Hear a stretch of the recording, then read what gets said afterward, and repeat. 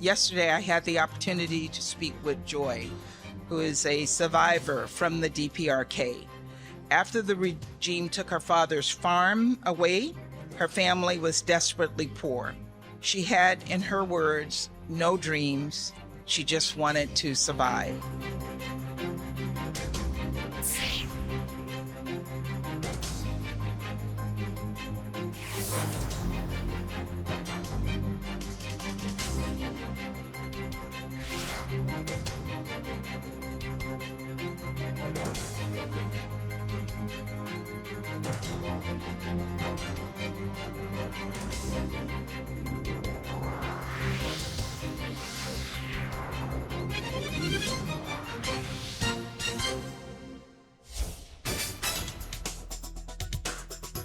지난 4월 유엔이 북한의 인권 침해를 비판하고 개선을 촉구하는 북한 인권 결의안을 채택했습니다. 지난 2003년 이후 20년 연속 채택인데요. 팬데믹 이후 북한의 고립이 심화되면서 북한 주민의 인권에 대한 국제사회의 우려는 더욱 커지고 있습니다. 인권은 사람이 사람답게 살기 위한 기본적이고 보편적인 권리인 만큼 북한 주민들의 인권도 당연히 지켜져야 합니다. 오늘 이 시간에는 북한 인권의 현실을 살펴보고 북한 인권 개선을 위해 우리가 해야 할 일은 무엇인지 이 분야 전문가들과 함께 폭넓게 논의해 보도록 하겠습니다. 자, 세 분 나오셨는데요. 먼저 통일연구원의 인도협력연구실 김수암 선임연구위원님 나오셨고요. 자, 그리고 이유태 연구실장님 함께 하십니다. 그리고 최규빈 연구위원님 자리했습니다.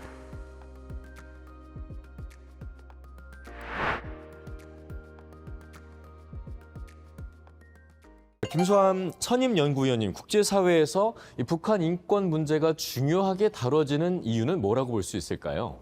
우선 그 국제사회에서 인권 문제가 다뤄지는 배경을 봐야 될 텐데요. 역사적으로 볼 때 인권 문제에 대해서 국제사회가 본격적으로 대응해야 되겠다고 인식한 것은 아주 비교적 최근의 일인 제2차 세계대전 이후의 일입니다. 예. 홀로코스트라는 말을 많이 들어보셨죠? 2차 세계대전 중에 홀로코스트와 같은 대량 학살을 비롯해서 인간의 존엄성이 유린되는 여러 사건을 겪지 않았습니까? 네. 그 과정에서 개별 국가 차원을 넘어서서 국제사회가 협력해서 이러한 대량 학살을 비롯한 인권 침해 행위에 대해서 체계적으로 대응할 필요가 있겠다고 인식을 하게 된 것이죠. 예. 그러면서 유엔 창설을 하면서 유엔 헌장의 평화, 발전과 함께 인권이 인류가 추구해야 될 세 가지 목표 중에 하나로 설정되었고요. 1948년 제3차 유엔 총회에서 세계 인권 선언을 만들었고 예. 인간이 향유해야 될 기본적 권리가 무엇인지 제시하였습니다. 이후 인권을 보호하고 보장할 수 있는 국제인권 조약들이 지속적으로 채택되고 있는데요. 이처럼 이제 인권이 국제사회가 중시하고 있는 아주 보편적 가치이기 때문에 북한 주민의 열악한 인권 상황도 국제사회로부터 커다란 주목을 받고 있는 그런 상황이죠. 예, 그런 배경이 있었군요.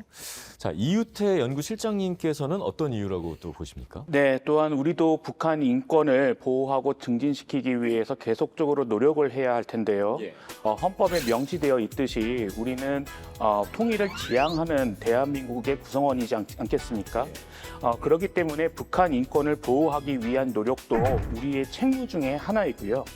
또한 우리가 지향해야 할 통일의 미래상에서 인권이라는 부분은 상당히 중요하기 때문에 북한 인권을 보호하고 지키기 위한 노력도 계속적으로 이어져 나가야 합니다. 그렇죠.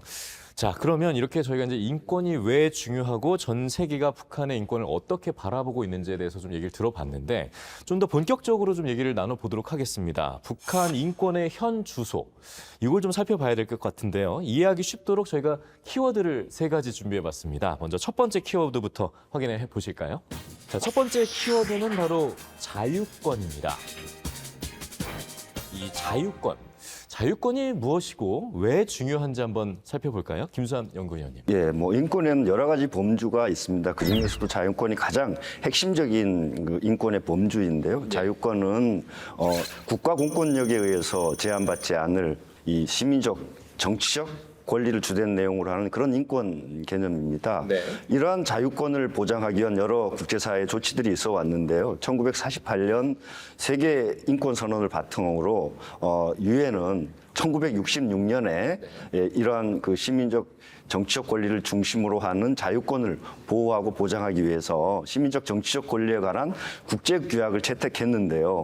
세계 인권 선언은 이제 도덕적 구속력만 가지는 데 비해서 시민적 정치적 권리에 관한 국제 규약은 법적 구속력을 가지는 국제 규범이라고 할 수 있겠습니다. 강해졌다. 더 강해져. 법적으로 구속력을 가할 수 있는 거죠. 당사국에게 의무를 지켜야 되는 겁니다. 그렇군요. 자, 그런데 그럼에도 불구하고 이 자유라는 개념만 놓고 보면 사실 굉장히 포괄적인 상황이 있지 않습니까? 그래서 우리 최규빈 연구위원님께 좀 여쭤보겠습니다. 자유권에는 구체적으로 좀 어떤 권리들이 포함이 됩니까? 자유권의 세부 권리 항목이 여러 가지가 있는데요. 가장 기본적으로 인간의 생존과 관련된 생명권이 가장 대표적이고요. 또 그 이외에 고문을 받지 않을 권리, 그다음에 신체의 자유와 안전, 피구금자의 권리, 이동의 자유, 표현의 자유 등이 있습니다. 그렇군요. 사실 그러면 자유권이라는 건 누구나 기본적으로 누려야 하는 어떤 권리라고 볼 수 있는데 그중에서도 이 개인의 좀 정치적 어떤 권리라고 해야 될까요? 이런 것들과 좀 밀접하다고도 볼 수 있을 것 같은데요. 그런 의미에서 북한 주민들이 이 자유권을 북한 현 주소에서 지금 인정받기는 쉽지 않아 보이거든요. 이런 점은 어떻게 봐야 될까요? 9개 핵심 국제인권 조약이 있습니다. 네. 그런 9개 핵심 인권 조약 중에서 북한은 자유권 규약을 포함해서 5개 국제인권 조약에 가입한 당사국입니다. 네. 그리고 북한 사회주의 헌법에도 인권을 보장한다고 명시되어 있죠. 그런데 이러한 그 법적 조치에도 불구하고 북한 당국이 당사국의 의무를 제대로 준수하지 않기 때문에 유엔 등 국제사회는 북한 내에서 조직적이고 광범위하며 중대한 자유권 침해 행위가 이루어지고 있다고 공통적으로 평가하고 있는 상황이죠. 예, 잘 지켜지지 않고 있다. 뭐 예상은 했습니다만. 자, 실제로 그럼 북한 주민들의 자유권은 어느 정도로 지금 침해를 당하고 있을까요? 네, 북한 정권은 법적 절차를 무시하고 주민들을 처형하거나 또 시장이나 운동장 등 이렇게 공개된 장소에서 공개 처형을 하는 등 기본적으로 북한 주민들은 생명권에서 보장을 받지 못하고 있는 상태고요. 또한 북한 주민들은 당국의 허가를 받지 않는 이상은 해외여행을 할 수도 없는 상태이기도 합니다. 또 봉수교회 같은 관제 종교시설이 있기는 하지만 이런 시설 이외에는 어떠한 종교생활도 북한 주민들은 할 수가 없는 상태입니다. 네. 또 반동사상문화배격법이라는 법이 이제 이번에 제정됐는데요. 이 법에서 볼 수 있듯이 북한 주민들은 외부 세계의 정보나 콘텐츠에 철저히 접근하는 것을 철저히 통제받고 있고요. 이를 어길 경우에는 굉장히 강한 처벌을 받고 있는 것으로 알려져 있습니다. 네, 이게 뭐 자유권이 지켜지고 있다라고는 전혀 보기 힘든 상황인 것 같습니다. 더 얘기해 주실 부분이 있으실까요? 특히 국제사회는 5곳의 정치범 수용소의 내부의 열악한 인권을 특별히 비난하고 있는데요. 그 정치범 수용소에 수감된 사람들이 기본적인 의료 서비스가 제공되지 못하고 비위생적인 환경에서 거주하게 되고 또 강제적으로 강도 높은 노동 현장에 동원되는 그야말로 비인권적인 대우를 받고 있는 점이 심각한 문제라고 생각합니다. 네, 뭐 모두가 예상은 했습니다만 세 분의 설명을 들어보니까 훨씬 상황이 심각하다는 생각이 들거든요. 자, 좀 더 많은 분들이 이런 현실을 좀 잘 알아야겠다라는 생각이 들고요. 북한 인권의 실태를 확인할 수 있는 다음 키워드 확인해 볼까요? 자, 두 번째 키워드는 바로 사회권입니다. 자, 이 사회권. 이우태 실장님, 이게 어떤 의미고 무엇이 중요하고 어떤 의미를 가질까요? 네, 사회권은 인간이 존엄한 삶을 살아가기 위한 경제적, 사회적, 문화적 요소들을 제도적으로 보장받을 권리를 의미하는데요. 사회권은 인간의 삶과 직접적으로 연관되어 있기 때문에 굉장히 중요하다고 볼 수가 있겠습니다. 네. 그래서 국제사회에서 특히 유엔에서는 자유권과 마찬가지로 1966년에 경제적, 사회적, 문화적 권리에 관한 규약을 채택하고요.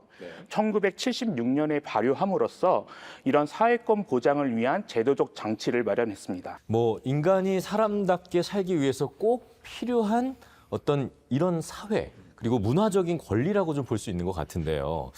북한 주민들 사회권 역시 많이 침해당하고 있다고 봐야겠죠? 네, 그렇습니다. 사회권에는 식량, 교육, 주거, 건강에 대한 권리가 포함되어 있다고 말씀드렸지 않습니까? 북한 주민들은 사회권의 대부분의 권리에서 적절한 권리를 누리지 못하고 있는 상황인데요. 특히 최근에는 북한 주민들의 식량권 문제가 주목을 받고 있죠. 북한 주민들은 만성적인 식량 부족 상황을 겪고 있는데요. 북한이 필요한 식량량은 1년에 한 550만 톤 정도로 추정되는데 이 중에서 매년 100만 톤 정도가 부족한 상황으로 알려지고 있습니다. 근데 이 식량 100만 톤 부족한 상황은 구체적으로 보면 북한 전 주민의 2개월에서 3개월치의 식량 소비량에 해당하는 양이기도 합니다. 굉장히 많이 부족하다고 봐야겠네요. 예. 이렇게 식량이 부족한 이유는 어디에 있습니까? 제가 생각해 일단 태풍과 가뭄 같은 자연재해가 거의 매년 반복되고요. 그다음에 농업기술 자체가 낙후되어 있기 때문에 식량 생산량이 사실 부족합니다. 게다가 또 식량 배급이 또 평등하게 이루어지지 않고 있고요. 또 공출이 계속 되다 보니까 아무래도 식량 부족 현상이 계속 지속될 수밖에 없는 거죠. 네. 뭐 식량이 부족하고 덜 먹고 못 먹게 되면 당연히 건강권 문제도 심각하다고 볼 수 있겠죠. 그렇습니다.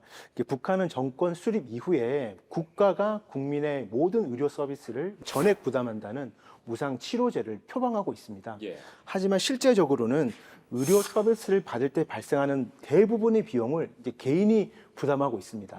그렇기 때문에 개인의 경제력에 따라서 의료 서비스의 질과 양이 엄청나게 차이가 나게 되는 거죠.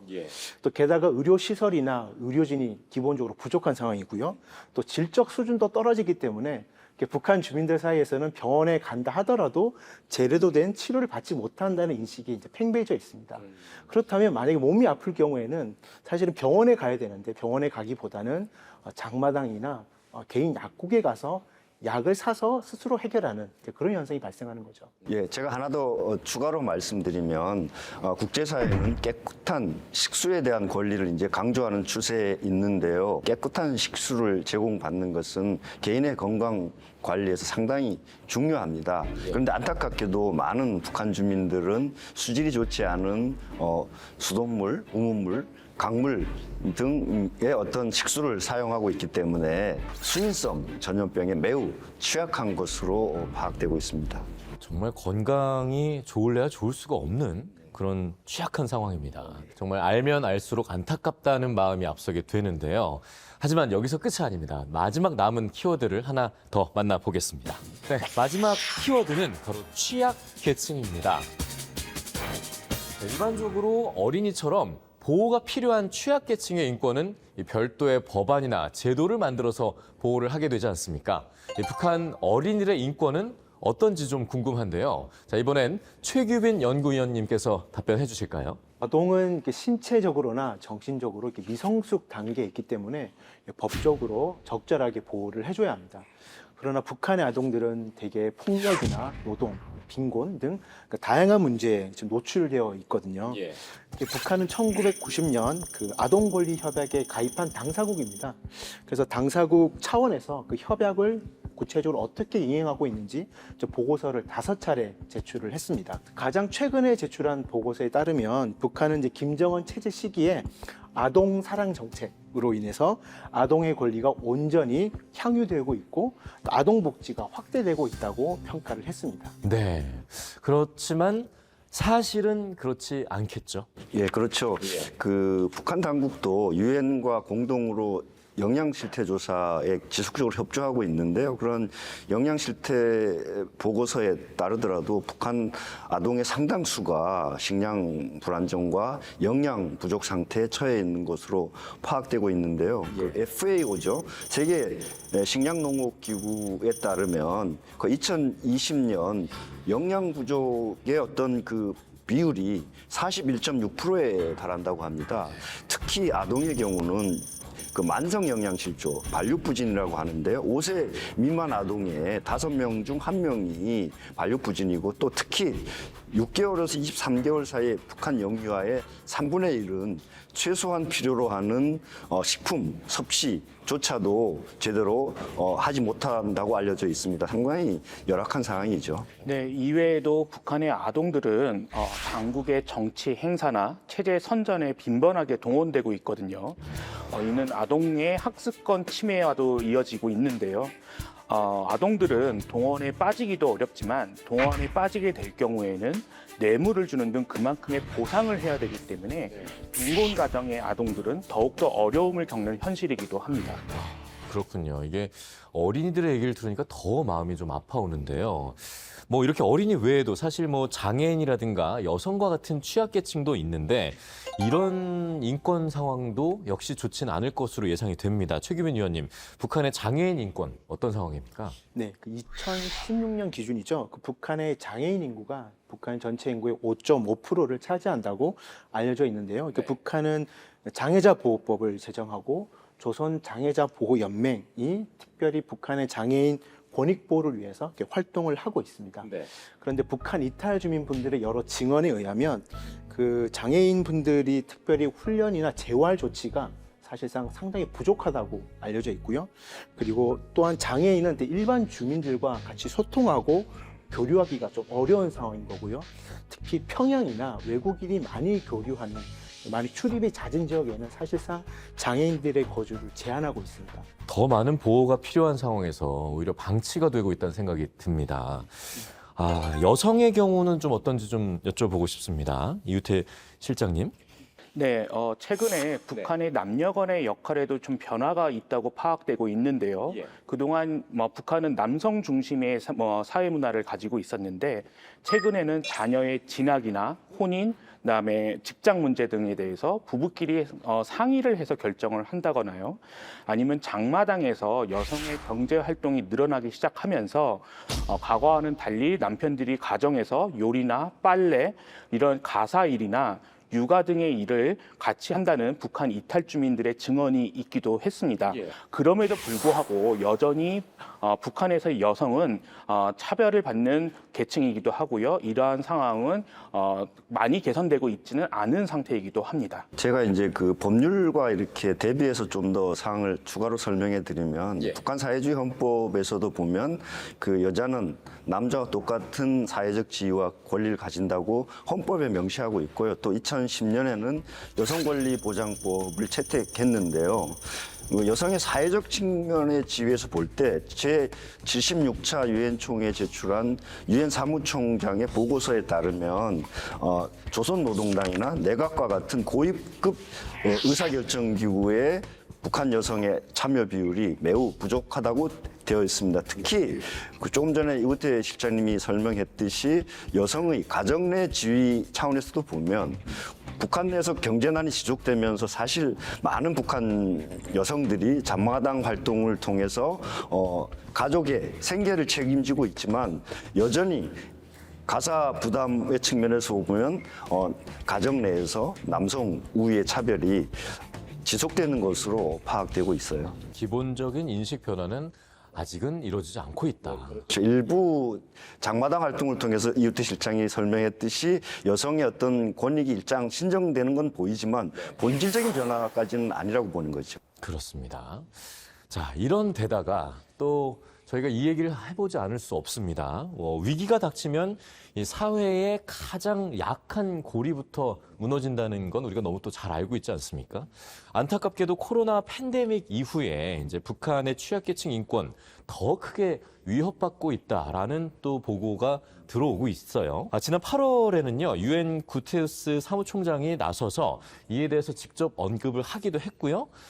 이런 부분에 대해서 우리 김수함 선임연구위원님께서는 코로나가 북한의 취약계층에 얼마만큼의 영향을 실질적으로 미쳤다고 보십니까? 사실 이제 잘 아시다시피 북한은 이제 그 국경을 폐쇄하고 국내 이동의 자유를 제약하는 방식으로 코로나19를 대응하고 있잖아요. 그래서 내부 상황을 정확하게 알긴 어렵지만 그럼에도 불구하고 최근에 어떤 식량 사정이 점점 악화되는 상황에서 이동의 자유도 제약하다 보니까 취약계층의 어떤 식량 부족이라든가 생필품 부족 현상은 점점 심화되는 것으로 파악되고 있고요. 좀 안타깝게도 내부 전원에 따르면 폭풍 피해나 이런 자연재해까지 겹치면서 북한 취약계층의 어떤 식량 상황은 현재 최악의 상태인 것으로 보이고요.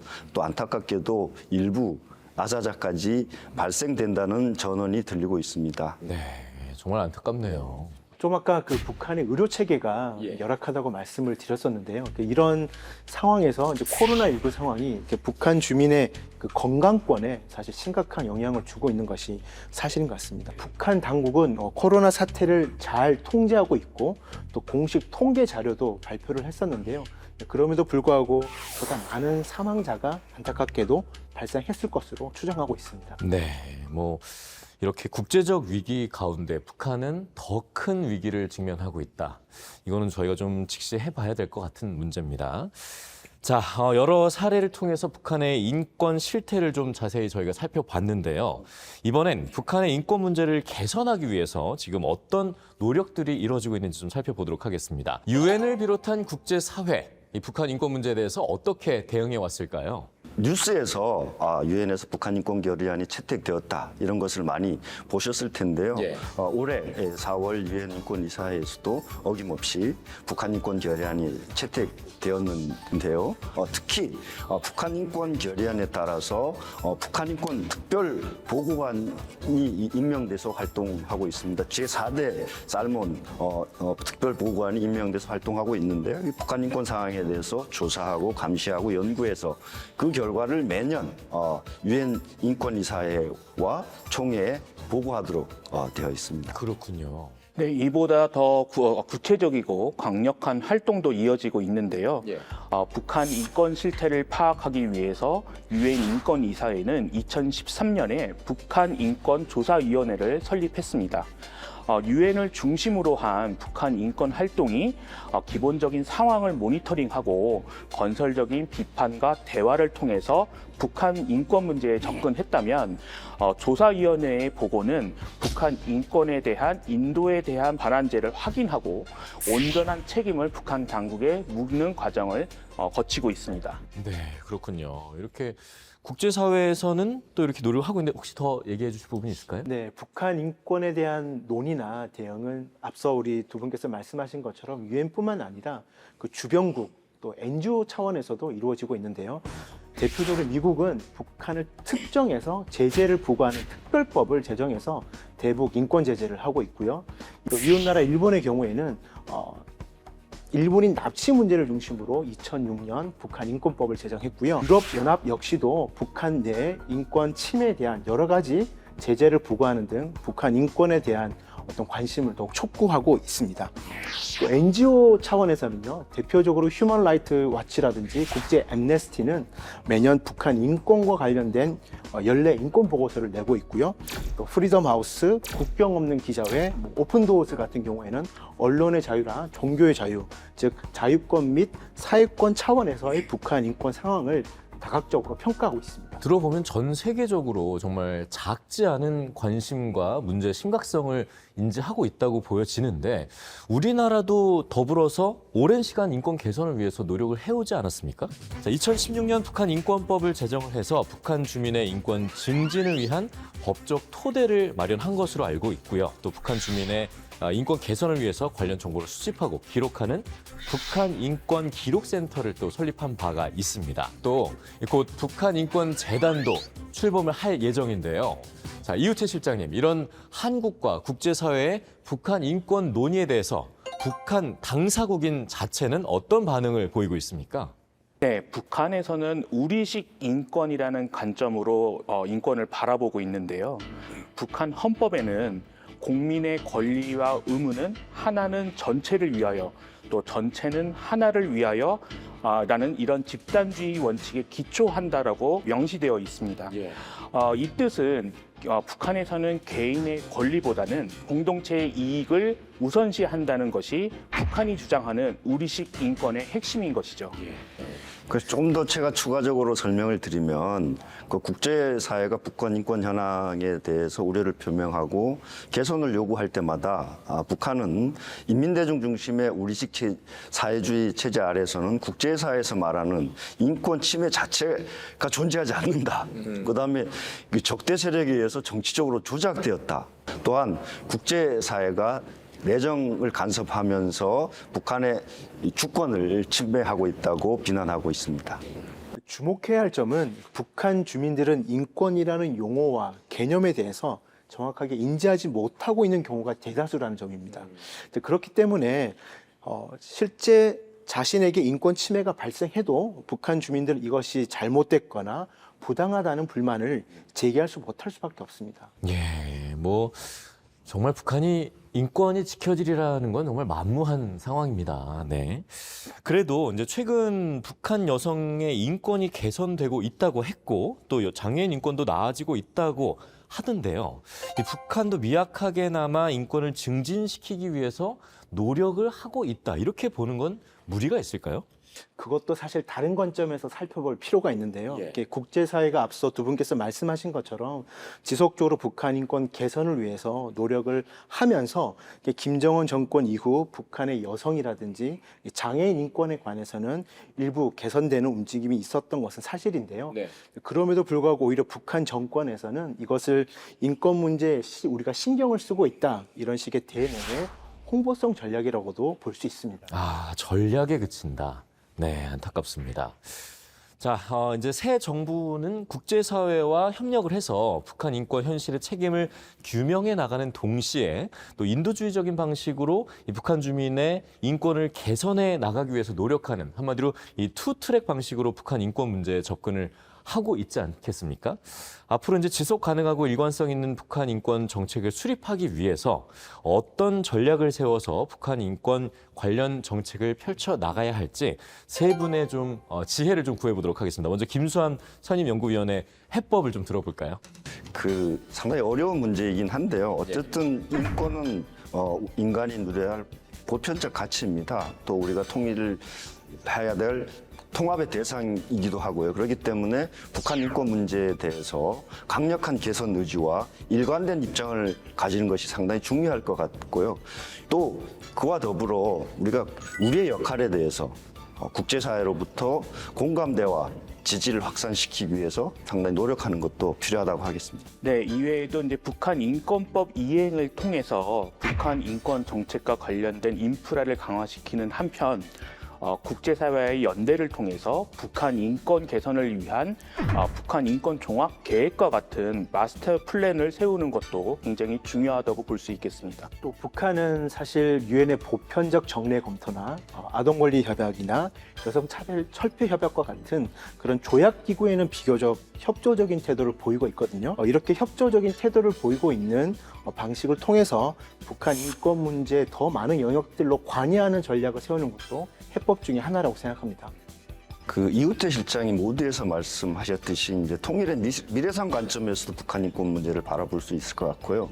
민족 공동체 통일 방안에서도 자유와 인간의 존엄성, 인권이 보장되는 한반도를 그리고 있거든요. 그렇게 통일 대비 차원에서 중장기적으로 북한 인권 개선을 통해서 한반도 전체 차원에서 인권이 보장될 수 있도록 앞으로 다양한 노력을 기울여 가는 것이 중요하지 않을까 그렇게 생각합니다. 네, 세 분의 말씀 잘 들었습니다. 네, 오늘 대담을 통해 들으셨듯이 이 북한 인권 문제 실마리를 푸는 게 쉽지 않은 게 현실입니다. 그럼에도 불구하고 북한 인권의 현실을 마주하고 이에 대한 해결책을 찾아보려는 노력은 계속돼야 합니다.